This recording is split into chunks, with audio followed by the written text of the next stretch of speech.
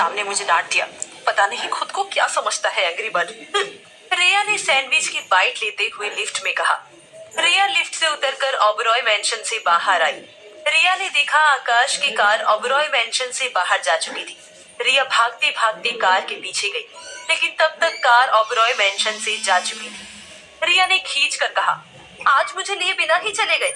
Behave तो ऐसे कर रहे हैं जैसे मैंने उन्हें किस करने से मना करके बहुत बड़ी गलती कर दी हो। अब मिस्टर ओबरॉय को मुझ में उनकी दोस्त दिखने लगी है, तो इसमें मेरी क्या गलती है। रिया ऑटो स्टैंड से पैदल ऑफिस की तरफ जा रही थी। तभी उसे यश ऑफिस की तरफ जाता हुआ दिखाई दिया। रिया ने तेजी से अपने कदम बढ़ाए और यश के पास जाकर मुस्कुराते हुए कहा, गुड मॉर्निंग यश, कैसे हैं आप? आपने कल मुझे मैसेज नहीं किया। रिया को फिर से अपने पास देखकर यश असहज हो गया। यश ने असमंजस में रिया से कहा, भाभी मैं काम में बिजी था, इसलिए आपको मैसेज नहीं कर पाया। कुछ काम था क्या? रिया ने मुस्कुराकर यश से कहा, क्यों? जब कोई काम होगा तभी आपसे मिल सकती हूँ। आप मेरे देवर हो और अपनी फैमिली से बात करने के लिए कोई बहाना ढूंढने की जरूरत नहीं होती। ये सुनकर यश ने मन ही मन कहा, रिया को आखिर हो क्या गया? ये मुझसे बात करने के लिए इतनी उतावली क्यों हो रही है? और फिर यश ने अपने आसपास देखा और रिया से नजरें चुराते हुए कहा, भाभी आपको जो भी बात करनी है वो यहाँ पर नहीं, कहाँ मिलना है मैं बताऊंगा। इतना कहकर यश चुपचाप से ग्लैम कॉस्मेटिक में घुस गया और यश के जाते ही रिया के चेहरे पर हल्की मुस्कान थी। वहीं 10th फ्लोर की खिड़की पर खड़े आकाश की नजर नीचे यश और रिया पर थी। दोनों को साथ देखकर आकाश का मन गुस्से से भर गया और उसने कहा, रिया तुमसे ये उम्मीद नहीं थी कि तुम दुश्मन से जाकर मिलोगी। तुमने मेरे भरोसे को एक पल में तोड़ दिया। आकाश ने गुस्से में आकर पेपर पैड को जोर से सामने की दीवार पर मारा और दीवार पर छेद पड़ गया।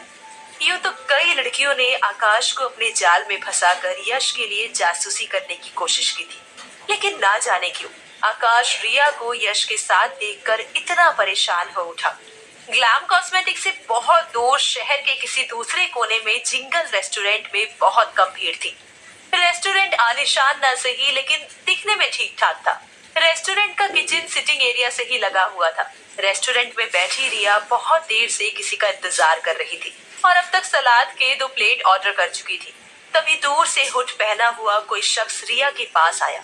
उसने रिया के आसपास देखा और फिर रिया के सामने वाली सीट पर बैठ गया। वो शख्स कोई और नहीं, यश था। यश ये पुख्ता कर लेना चाहता था कि कहीं रिया आकाश के लिए उसकी जासूसी तो नहीं कर रही थी, इसलिए उसने रिया के आसपास सब कुछ चेक कर लिया।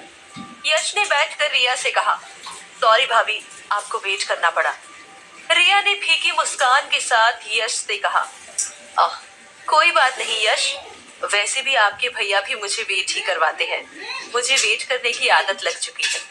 यश ने रिया की बात को काटते हुए कहा, तो बताइए भाभी क्या बात करनी थी आपको अपने देवर से? रिया ने मायूसी के साथ यश से कहा, यश सच कहूँ तो ऑफिस से घर जाकर मैं बोर हो जाती हूँ। इतने बड़े घर में कोई बात करने के लिए है ही नहीं, तो सोचा तुमसे बात करूं और चाचा चाची जी के बारे में कुछ जानूं।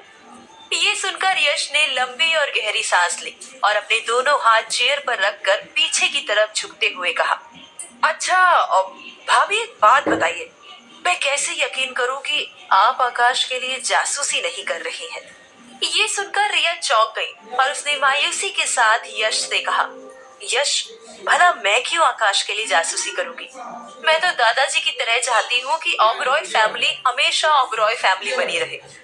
ये सुनकर यश ने आगे की तरफ झुकते हुए कहा, भाभी वो तो कभी नहीं होने वाला है। आप मुझे सिर्फ इतना बताओ, जब उस रात आप मेरे कमरे में थी तो आपको वहां से कौन उठा कर ले गया था? ये सुनकर रिया असमंजस में पड़ गई और उसे समझ नहीं आया कि इस वक्त उसे यश को सच बताना चाहिए या नहीं। और फिर रिया ने मायूसी के साथ कहा, यश मैं उस रात नशे में थी और मुझे सच में नहीं पता कि मुझे उस रात वहां से कौन उठा कर ले गया।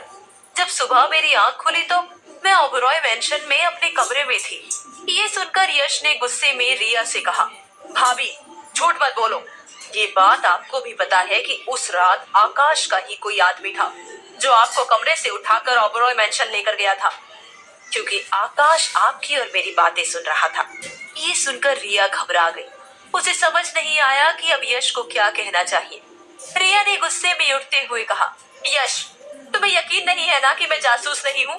ये देखो। इतना कहकर रिया अपनी शर्ट का बटन खोलने लगी। एक बटन खोलकर रिया ने यश को दिखाया कि उसके पास कोई माइक और कैमरा नहीं था, और फिर रिया गुस्से में रेस्टोरेंट से चली गई। रिया को जाता देख यश मुस्कुराता रहा। वही रेस्टोरेंट से दूर अपनी कार के अंदर बैठा आकाश दूरबीन से रिया को अपनी शर्ट का बटन खोलते हुए देख रहा था, और फिर आकाश ने अपनी आंखों से दूरबीन यूं हटाई मानो वो रिया को यश के साथ इस रूप में नहीं देख सकता था। आकाश को रिया का इस तरह यश के सामने कपड़े उतारना बिल्कुल भी अच्छा नहीं लगा। आकाश ने गुस्से में खींचकर मन ही मन कहा, रिया, तुमने मुझे अपना ये रूप भी दिखा दिया। तुम यश के सामने अपने कपड़े उतारने के लिए भी तैयार हो। घिन आती है मुझे तुम्हारा ये रूप देखकर।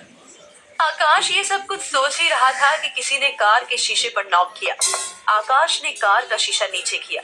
बाहर खड़े शख्स ने एक ऑडियो रिसीवर आकाश को दिया और बदले में आकाश ने उस शख्स को कुछ पैसे दिए।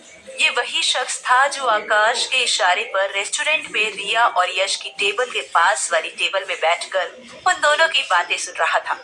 आगे ड्राइविंग सीट पर बैठे डीके ने ऑडियो रिसीवर को कार के स्पीकर में जोड़ दिया।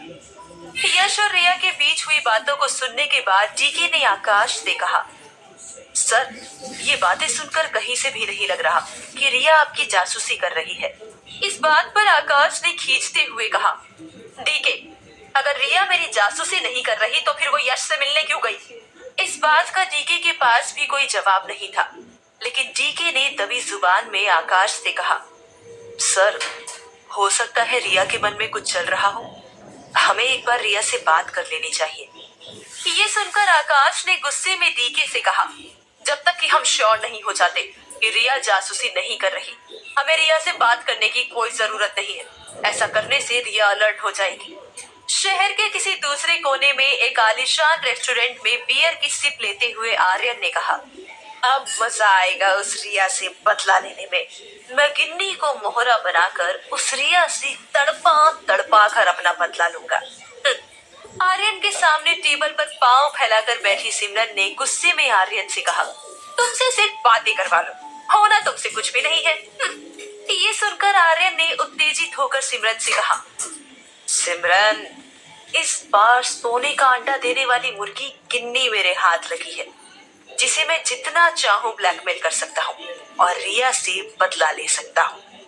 ये सुनकर सिमरन ने गुस्से में आर्यन से कहा, आर्यन, मुझे उस बहन जी को अपने और आकाश के बीच से हटाना है, वरना ब्लैकमेल मैं तुम्हें भी कर सकती हूँ। तुम जानते हो ना कि अगर तुम्हारा वो सच बाहर आ गया तो तुम्हारे लिए कितनी मुश्किल हो जाएगी।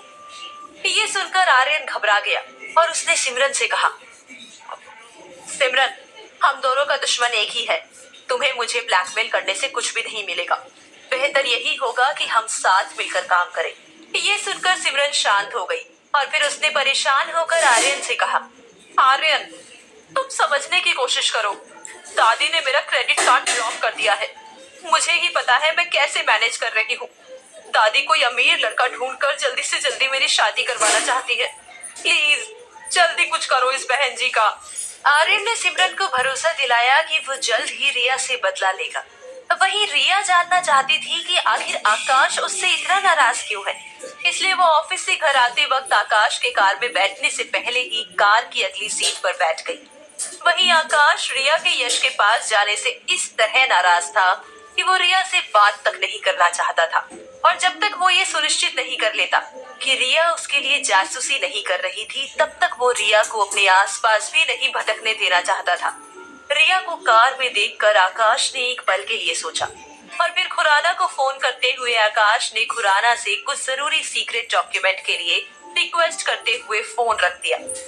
आकाश चाहता था कि सीक्रेट डॉक्यूमेंट की बात रिया के कानों तक पहुंच जाए, और फिर जैसे ही आकाश ने फोन रखा, रिया ने पीछे मुड़कर आकाश से झिझकते हुए कहा, मिस्टर ओबरॉय, मुझे आपसे कुछ जरूरी बात करनी है। आकाश ने रिया की बात को अनसुना करते हुए डीके को मैसेज किया और डीके ने कार रोक दी। आकाश ने अनजान बनते हुए डीके से कौतूहल से पूछा, डीके, कार को क्या हुआ? डीके ने झिझकते हुए आकाश से कहा, "अब पता नहीं सर, कार अचानक से रुक गई।" और फिर आकाश ने रिया की तरफ देखते हुए कहा, रिया, क्या तुम कार को पुश करोगी? रिया ने चौंकते हुए मन ही मन कहा, इतनी महंगी और ब्रांडेड कार को धक्का देने की जरूरत पड़ रही है? रिया आकाश से कुछ कहती इससे पहले ही आकाश ने रिया से फिर से कहा, रिया, क्या तुम प्लीज नीचे उतरकर कार को धक्का दोगी? रिया असमंजस में कार से नीचे उतरी और कार को धक्का देने लगी। कार के अंदर आकाश ने डीके से कहा, डीके, अभी कार को धीरे धीरे आगे बढ़ाओ ताकि रिया को लगे कि शायद वो कार को धक्का दे रही है। डीके ने ना चाहते हुए भी आकाश के ऑर्डर को फॉलो किया और फिर आकाश ने डीके से कहा, डीके, अभी कार को एक्सीलरेटर दो और सीधे चलते रहो। डीके ने असमंजस के साथ आकाश की तरफ देखा और कहा, सर, मुझे ठीक नहीं लग रहा है रिया के साथ ये सब करना। इस बार आकाश ने गुस्से में डीके से कहा, डीके, जो मैं कह रहा हूँ वो करो। और फिर डीके ने डरते हुए कार को एक्सीलरेटर दे दिया और कार तेजी से चल पड़ी। रिया को ये समझते बिल्कुल भी देर नहीं लगी कि आकाश ने उसे बीच सड़क पर छोड़ दिया था। रिया को कार के पीछे भागते देख आकाश के चेहरे पर कुटिल मुस्कान थी। वही रिया कुछ देर भागने के बाद रुक गई। आकाश के इस तरह बिहेव पर रिया को बहुत गुस्सा आया और रिया ने गुस्से में मन ही मन कहा, भाड़ में जाओ तुम मिस्टर ओबरॉय, मुझे भी कोई बात नहीं करनी तुमसे। क्या रिया यश का भरोसा जीत पाएगी? आकाश रिया का सच जानने के लिए क्या करेगा? क्या आर्यन रिया से बदला ले पाएगा? जानने के लिए सुनते रहिए बंदरी।